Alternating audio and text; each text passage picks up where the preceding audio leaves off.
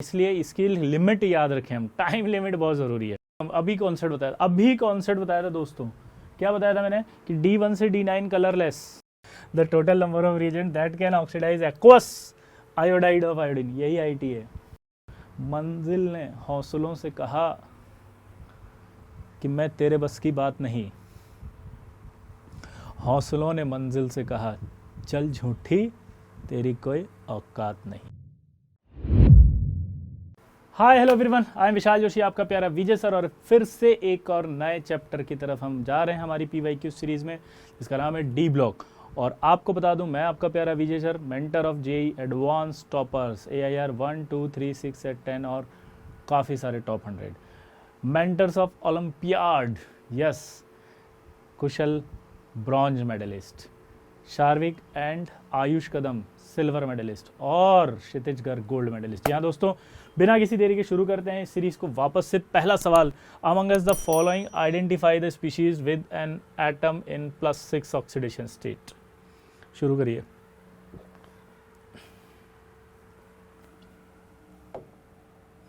देखिए, अगर आप इसका निकालेंगे तो +7 आएगा, यहाँ देखेंगे तो +3 दिख रहा है, यहाँ देखेंगे तो ये +4 दिख रहा है, लेकिन यहाँ देखेंगे तो ये +6 दिख रहा है। +6 पूछा है तो डी। अगला सवाल करो, write the chemical equations for the developing photographic film. जिन बच्चों ने फोटोग्राफी नहीं पढ़ी है उनको ये सवाल नहीं आएगा। तो फोटोग्राफिक फिल्म बहुत इंपॉर्टेंट होती है फोटोग्राफी। आप चाहेंगे तो कमेंट बॉक्स में आप लिख सकते हैं, कमेंट बॉक्स में आप लिख सकते हैं मुझे कि सर फोटोग्राफी पढ़ा दीजिएगा, हमें नहीं आती, मैं पढ़ा दूंगा। लेकिन ये कमेंट्स कम से कम 50 होने चाहिए, 50 कमेंट, क्योंकि मैंने एक वीडियो में बोला था 100 कमेंट आएंगे तब मैं पढ़ाऊँगा। अब हुआ क्या कि मैंने जब देखे 2 दिन तक तो 100 कमेंट थे नहीं, 5 दिन बाद देखे तो वहाँ पर 105 कमेंट हो गए। बेटा तो 5 दिन बाद तक तो नया टॉपिक चालू हो जाता है, तो इसलिए इसकी लिमिट याद रखें हम, टाइम लिमिट बहुत ज़रूरी है। टाइम लिमिट होगी आपकी कम से कम 2 दिन, क्योंकि अपने पास टाइम नहीं है ना, जे एडवांस आ रहा है। तो 2 दिन में अगर 50 मैसेज आते कि यस सर पढ़ा दो तो मैं डेफिनेटली पढ़ा दूंगा, ठीक है। चलिए, तो अभी ये वाला, अब जिनको नहीं पता है वो याद कर लेना जाके घर पे, ताकि ये सवाल आपसे हो जाए। फोटोग्राफी वाला ये सवाल करो, ये तो फिजिकल केमिस्ट्री का, इसको हम छोड़ सकते हैं। और ये वाला करें, हाँ बहुत अच्छा सवाल है। Anhydrous ferric chloride is prepared by, बहुत अच्छा सवाल है बेटा, ये रिपीट भी हो सकता है, तो आपसे रिक्वेस्ट है कि इसको ध्यान से करिएगा। जी हाँ दोस्तों, ठीक है।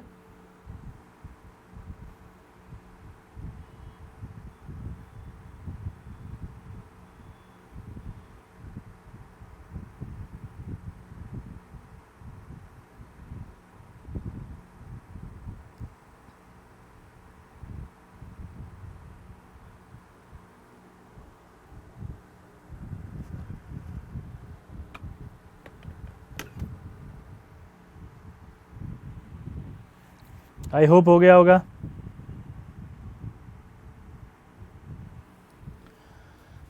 जब हम आयरन को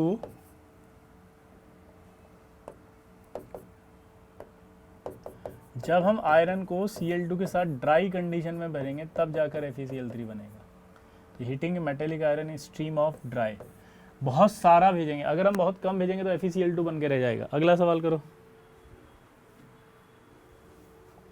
तो आप ये ध्यान रखिएगा, FeCl2 में ड्राई होनी चाहिए, ठीक है। ड्राई क्लोरीन पर आपके ये बनता है और एक्सिस में होती है ये।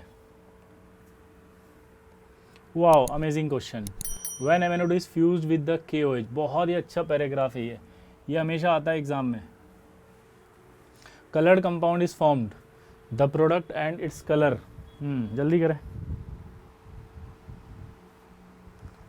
जिन बच्चों को याद है वो तो तुरंत कर लेंगे। MnO2 को फ्यूज करने पर क्या बनता है?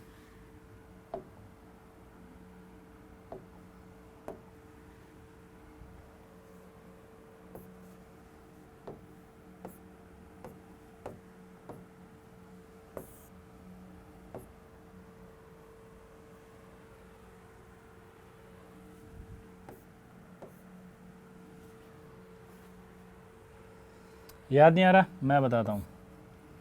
आपको याद आना चाहिए कि भाई यहाँ पर MnO2 को जब KOH के साथ, ठीक है, हीट करते हैं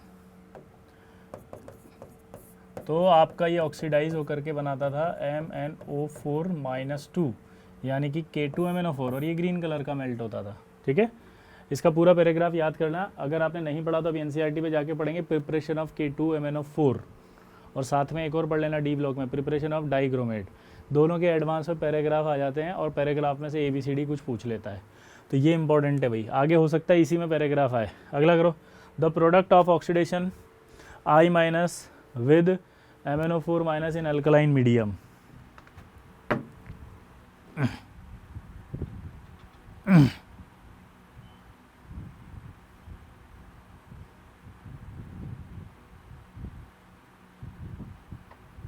बचपन से पढ़ी हुई आयोडेट बनता है। यहाँ बच्चे कंफ्यूज हो जाते हैं। मैं आपको बता दूं, अगर हम I- लेते हैं और MnO4- लेते हैं और नॉर्मल लेते हैं तो I2 बनता है, यानी कि न्यूट्रल, और ठीक है ना, और ये खुद Mn+2 में आ जाता है। लेकिन अगर हमने I- लिया और MnO4- लिया और अपन ने क्या ले लिया, बोलो अल्कलाइन मीडियम, तो अल्कलाइन मीडियम में चेंज हो जाएगा और अल्कलाइन मीडियम में ये आएगा Mn+4 में और ये जाएगा IO3-, ये ध्यान रखना। चेंज कर देता है सवाल, मैग्नीज किस में जाएगा ये भी पूछ सकता है। The pair of compounds having metals in their highest oxidation state is, ये पहले भी आ चुका है एक बार, जल्दी करो।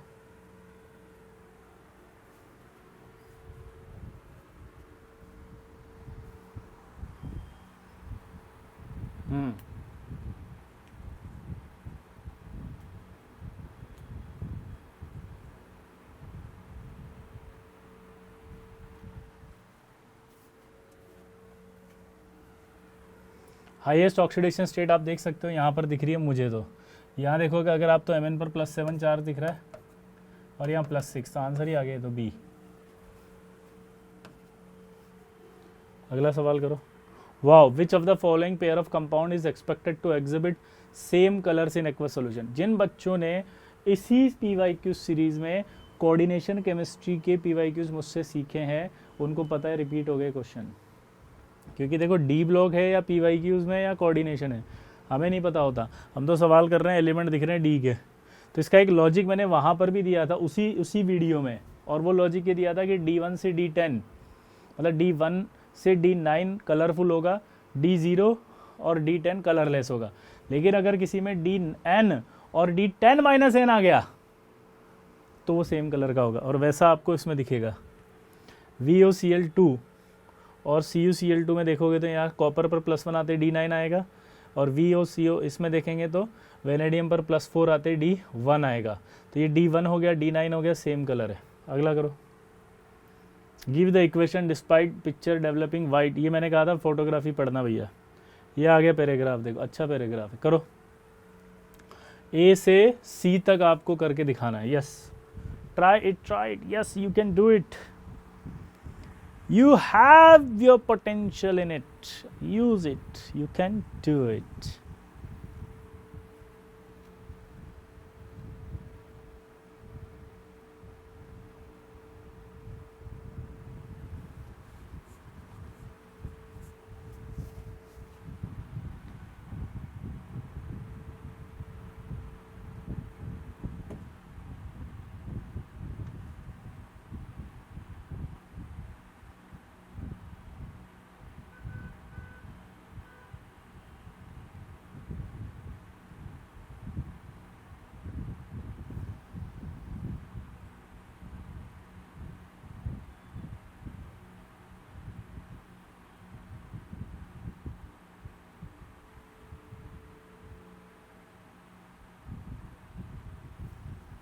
हो गया? नहीं आ रहा? मैं बताता हूँ, इसको पैराग्राफ को याद कर लेना भाई, बहुत अच्छा पैराग्राफ है ये, क्योंकि हमारे टाइटेनियम सिलेबस में नहीं है, बहुत पुराना सवाल है, लेकिन आ सकता है इसलिए मैं बता रहा हूँ। 2005 में आया था, पहले सब्जेक्टिव हुआ करता था, फिर क्या ऑब्जेक्टिव हुआ ना, तो सिलेबस बदल दिया इन्होंने। तो सिलेबस बदलने की वजह से ये हमने पढ़े नहीं कहीं पे भी, है ना। लेकिन अब चूंकि आ चुका है तो हम देख ही रहे हैं, तो क्यों ना लास्ट मिनट में एक बार ट्राई मार के तो चले जाएं एटलीस्ट। ठीक है, अब मुझे इतना सा बता दो कि यहाँ पर ऐसा कुछ दिख रहा है, जिंक है और बी है, पर्पल कलर कॉम्प्लेक्स है ना। तो उसके बाद ये तो MCl4b liquid at room temperature transition metal, colourless, moist air. सोचो और दिमाग लगाओ, लिक्विड एट रूम टेम्परेचर कौन सी मेटल है, तो लिक्विड एट रूम टेम्परेचर वाली मेटल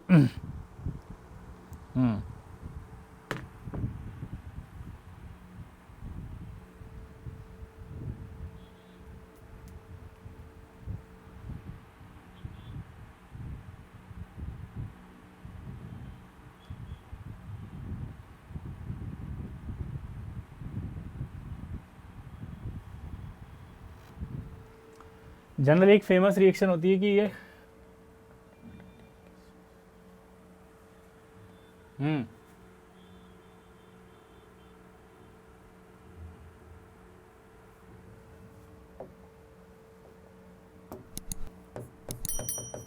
इसको रिड्यूस करता है जिससे TiCl3 बनता है।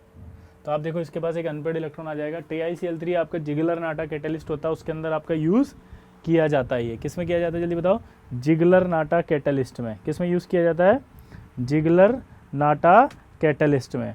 और वो आपका हाइड्रोलाइज्ड होगा। अब यार ये एरो है ना उल्टे पुल्टे लगे हुए हैं एक्चुअली क्या है ना कि ये थोड़ा सा गड़बड़ी है कि इसमें कुछ और भी कमी है। यहाँ पर इसका हाइड्रोलिसिस होता था मॉइस्चर से ऑक्साइड, ये इनकम्प्लीट क्वेश्चन है इसलिए इसको भी रहने दो।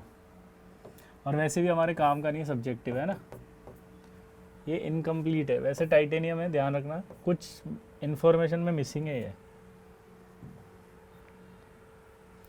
ये वाला करो, ये बहुत अच्छा सवाल है, ये आता है डी ब्लॉक में कई बार, ट्राई करो, बहुत अच्छा सवाल।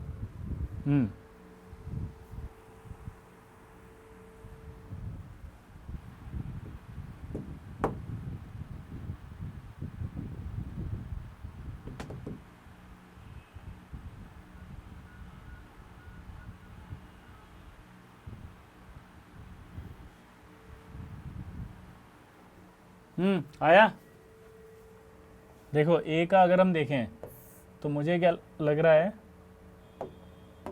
ए में रेडॉक्स हुआ है ये तो, और रेडॉक्स के साथ डिस्प्रोपोर्शनेशन भी हुआ है, तो पी तो एस हो गया ये तो।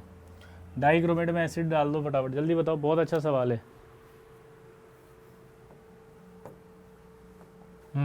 डाइक्रोमेट में एसिड डाल दे तो एक थ्योरी होती है इसकी, जिसको नहीं पता वो नोट कर लेना कि डाइक्रोमेट और क्रोमेट ये ना ये एसिडिक मीडियम में रहते हैं और बेसिक में रहते हैं। यानी अगर मैं बात करूं, पहले इसको हटा दो, तो डाइक्रोमेट और क्रोमेट है ये, ठीक है। एक्वस सॉल्यूशन में दोनों इक्विलिब्रियम कंडीशन पर ही रहते हैं। ये दोबारा बोलो, एक्वस कंडीशन में दोनों इक्विलिब्रियम कंडीशन पर रहते हैं depending upon pH of the solution. अगर मीडियम एसिडिक है तो ये होगा, और अगर बेसिक है तो ये होगा, ठीक है। तो पीएच अगर मैं यहाँ पर क्या कर दूँ, ये देखो, अगर मैं पीएच यहाँ 7 से कम कर दूँ तो ज़्यादा कर दूँ तो बेसिक हो जाएगा, तो वो क्रोमेट में कन्वर्ट हो जाएगा। पीएच अगर कम कर दूँ तो इसमें आ जाएगा। तो आपने क्या किया यहाँ पे, H+ बनाया, H+ बनाते ही डाइक्रोमेट बनेगा। डाइक्रोमेट आपका ब्रिज है या नहीं है स्ट्रक्चर,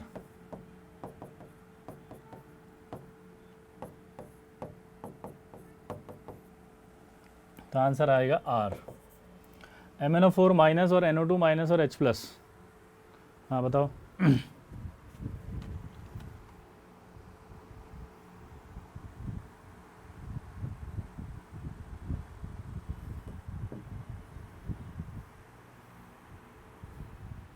रेडॉक्स तो हो ही रही है, रेडॉक्स तो हो ही रही है भाई, रेडॉक्स हो रही है, रेडॉक्स हो रही है। सोचो रेडॉक्स के अलावा और क्या हो सकता है, NO3 बन रहा होगा, तो NO3 क्या होता है सोचो, प्लेनर।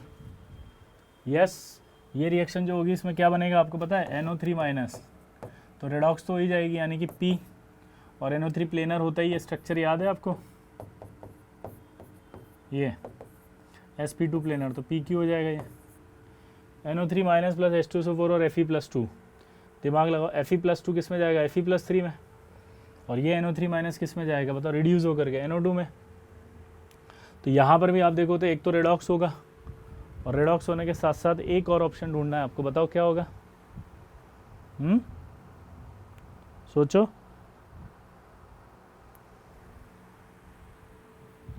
और तो मुझे कोई लग ही नहीं रहा, क्योंकि NO2 ट्राइगोनल प्लेनर नहीं है, वो तो क्या है, बेंट है, तो P ही आएगा।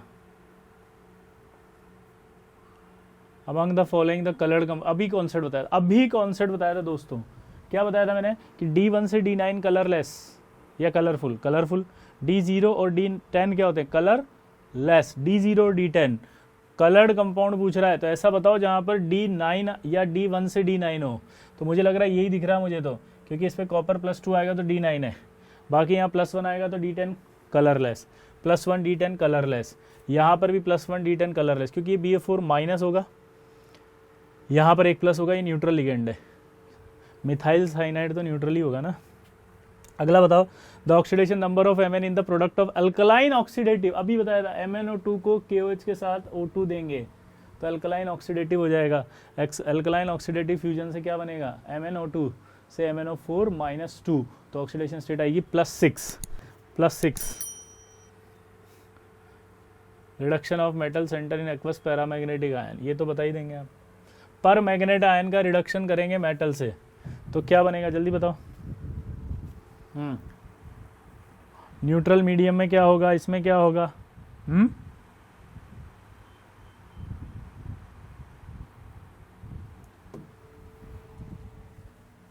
आपको पता होना चाहिए कि इसके अंदर क्या बनता था।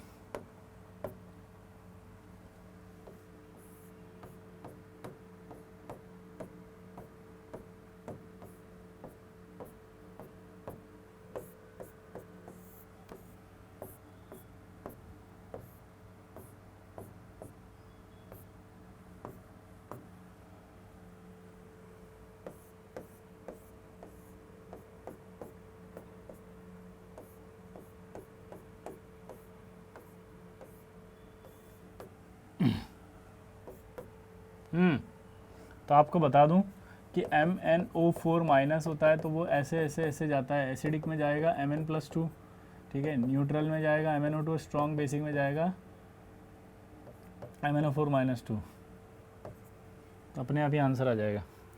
Colour of light absorbed bye an aqueous solution of CuSO4। Wow, आपको याद है विबज्योर करके मैंने एक पढ़ाया था, विबज्योर, ठीक है। विबज्योर जिसको नहीं पता उसको बता दूं, ये ऑब्जर्वेशंस होती हैं कि VIBGYOR, अगर कोई वॉयलेट इंडिगो एब्जॉर्ब करेगा तो येलो दिखेगा, कोई येलो एब्जॉर्ब करेगा तो वॉयलेट इंडिगो, कोई ब्लू करेगा तो ऑरेंज, कोई ऑरेंज करेगा तो ब्लू, कोई रेड करेगा तो ग्रीन। तो भाई कॉपर सल्फेट पता होना चाहिए बस दोस्तों, कॉपर सल्फेट, अबे कॉपर ब्लू, यानी वो ब्लू दिख रहा है तो उसने क्या एब्जॉर्ब किया होगा, ऑरेंज, तो ऑरेंज रेड आंसर आ गया। अब ये मत सोचा करो रेड भी दिया हुआ है, ये भी दिया हुआ है, ऑरेंज देख के टिक करना होता है। Which of the following halide react with AgNO3 to give a precipitate that dissolve in thiosulphate. ये अच्छा सवाल है, सॉल्ट का है और डी ब्लॉक का भी है, बहुत ही बढ़िया सा बेहतरीन सवाल, जल्दी करो।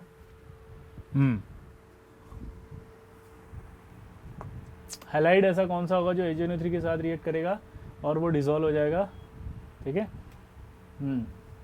थायोसल्फेट में, यानी वो थायोसल्फेट से रिएक्ट कर ले।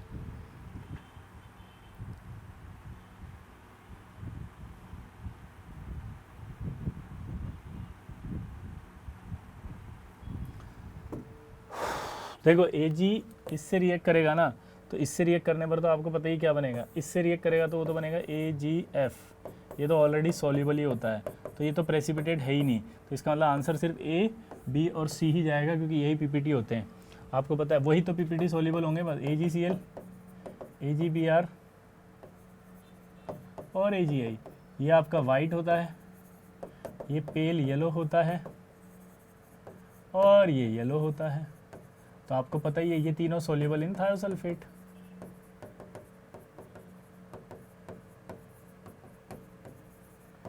तो इसलिए एफ हट गया, ठीक है। ये वाला करो अगला, अच्छा सवाल है, बहुत अच्छा सवाल है भाई। Consider the following list of reagent, acidified K2Cr27, alkaline KMnO4, copper sulphate H2O2, Cl2O3, FeCl3, HNO3, thiosulphate, the total number of reagent that can oxidise aqueous iodide of iodine, यही आईटी है। क्या बोला बताओ? यही आईटी है।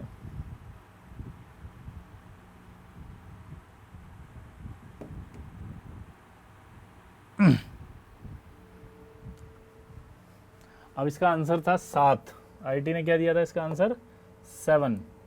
अब आप मुझे बताओ 7 कौन कौन है इसमें? 7 आंसर है, 7 टिक करो। क्या ये करेगा? हाँ, देखो वहाँ पर लाइन पढ़ना, आयोडाइड टू आयोडीन, तो अल्कलाइन केमिनोफर हट गया, अभी अभी बताया था, वो तो आयोडेट में ले जाएगा, तो ये हट गया। कॉपर +2 कर देगा I2 में, H2O2 कर देगा, क्लोरीन ओजोन, ये रिड्यूसिंग है, ये नहीं करेगा, ये कर देगा।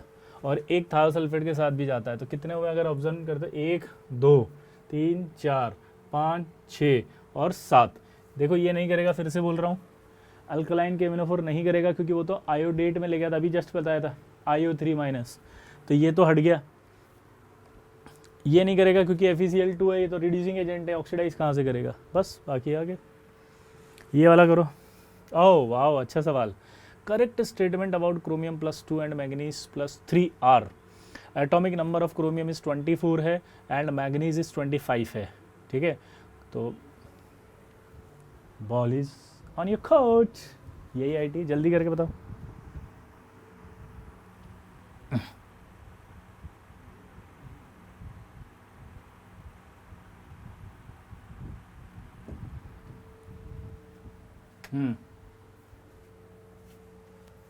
देखो क्रोमियम +2 अच्छा रिड्यूसिंग एजेंट होता है, हमें पता है, और Mn+3 एक अच्छा ऑक्सीडाइजिंग एजेंट है, पता है। पूछो क्यों?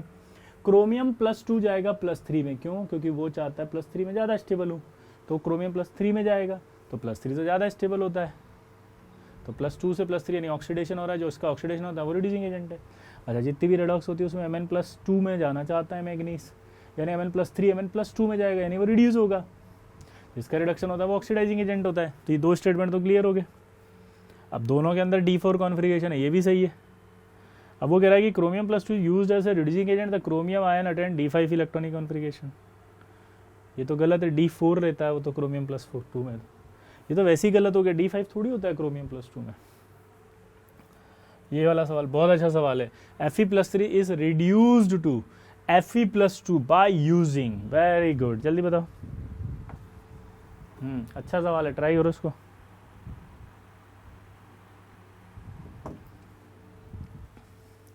इसका आंसर है C और D, ठीक है। देखो इसको अगर आप देखोगे तो JEE एडवांस का आंसर मैं बोल रहा हूँ CD। अगर किसी और इंस्टीट्यूट की आंसर की वाले कहीं पर आपने गूगल में देख लिया तो ABCD मिलेगा, तो मैं आपको यहाँ बताना चाहता हूँ कि नहीं, JEE एडवांस का है और बिल्कुल करेक्ट आंसर है, क्योंकि कोई भी रिएक्शन जब होती है ना रेडॉक्स, उसका इलेक्ट्रोड पोटेंशियल होता है, वही अलाउड करता है, और रिएक्शन के लिए इलेक्ट्रोड पोटेंशियल यही अलाउ कर रहे हैं CD। ये मैं D ब्लॉक में पढ़ाता हूँ, बहुत अच्छा सवाल है। फिर से बोल रहा हूँ, अगर किसी को गलत याद है तो मत बोलना। कुछ इंस्टीट्यूट ने जब आंसर की बनाई थी 2015 में तो गलत आंसर की थी, वो ABCD उन्होंने आंसर दिया था। JEE एडवांस का आंसर था CD, बिल्कुल सही था, जो हमने ही दिया था CD। अगला सवाल बहुत अच्छा सवाल है, ये भी 2019।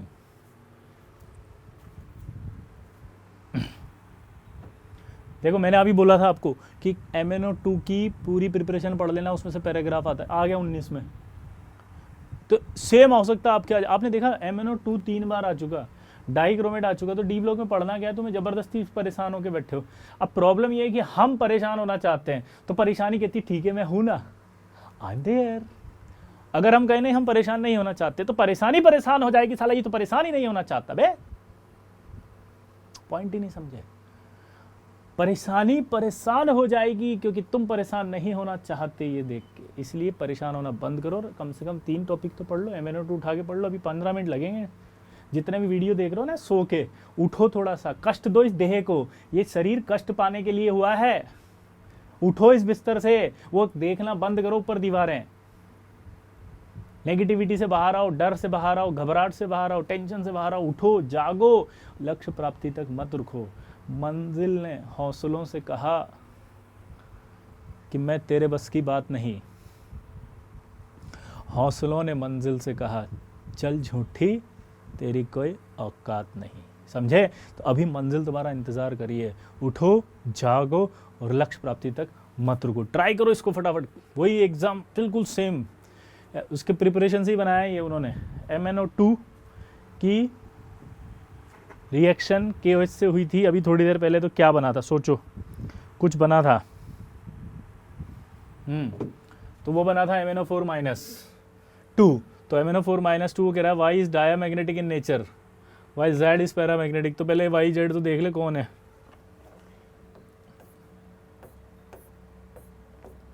आप मुझे रिएक्शन बता दें अगर, तो मज़ा आ जाएगा।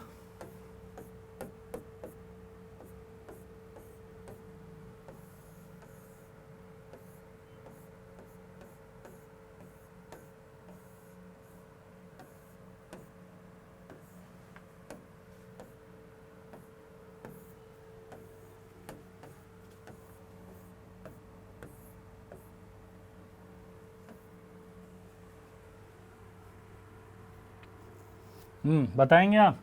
देखो वही वाली बात है कि MnO2 है, O2 है और KOH था, तो ये बना था MnO4-2। ये तो पैरामैग्नेटिक होगा। तो MnO2 KOH presence of O2 project W तो मेरे को पता चल गया MnO4-2। Alkaline solution of W upon electrolytic oxidation, ये है इंपॉर्टेंट रिएक्शन। इलेक्ट्रोलाइटिक ऑक्सीडेशन जब करते हैं ना, तो ये ऑक्सीडाइज होकर के KMnO4 प्लस MnO2 में आता है, डिसप्रोपोर्शनेट हो जाता है। तो वो कह रहा है वाई जो है वो डाया है और जेड पैरा है। वाई कौन है? ये रहा कि W and X respectively are electrolytic oxidation is another salt of X। मान लो ये X, the manganese contain ions present in W and X respectively are YZ।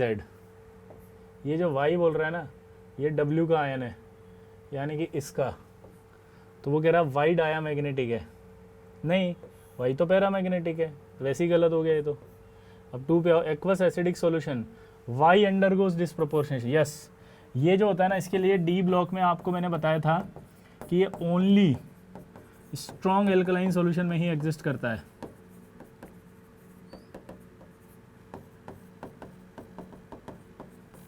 किस में एग्जिस्ट करता है? ओनली स्ट्रॉन्ग एल्कलाइन में। तो ये तो वैसे भी एसिडिक होगा, एक्वस होगा, न्यूट्रल होगा, सब में डिस्प्रोपोर्शनेट हो जाता है तुरंत। Both Y and Z are coloured and have tetrahedral shape, बिल्कुल सही है। Y कौन सा था? ये वाला। और Z कौन सा बना था? W एंड X कौन सा था? KMnO4 और MnO2। कलर्ड, ये भी कलर होता है पर्पल कलर का, सही है। तो ये भी आ गया, 2 तो हो ही गया, 3 भी हो गया। 4 देखो, both Y and Z are, क्या बोल रहे हो? Both Y and Z pi bonding occurs between p orbital of oxygen d, और बिल्कुल सही है। मैग्नीज के अंदर ये वाला पाई बॉन्ड आते हैं दोनों में।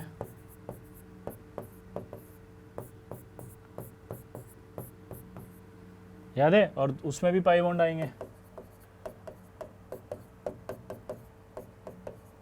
MnO4-2 में। तो ये भी सही है। तो आंसर आपका 2, 3, 4। आई होप ये सेशन आपको पसंद आया होगा। ऐसे और सेशंस के साथ हम जल्दी मिलेंगे, तब तक के लिए मुझे आज्ञा दीजिए। और हाँ, इस चैनल को जितना ज़्यादा सब्सक्राइब करोगे, मैं आपके लिए उतने वीडियोस लाऊंगा। सब्सक्राइबर रुके, मैंने रोक दिया, सिंपल लॉजिक है। आप मुझे प्यार दो, मैं आपको कंटेंट दूंगा। आप मुझे सपोर्ट करो, मैं आपको सिलेक्शन दूंगा। ठीक है, चलिए मिलते हैं नेक्स्ट क्लास में। बाय।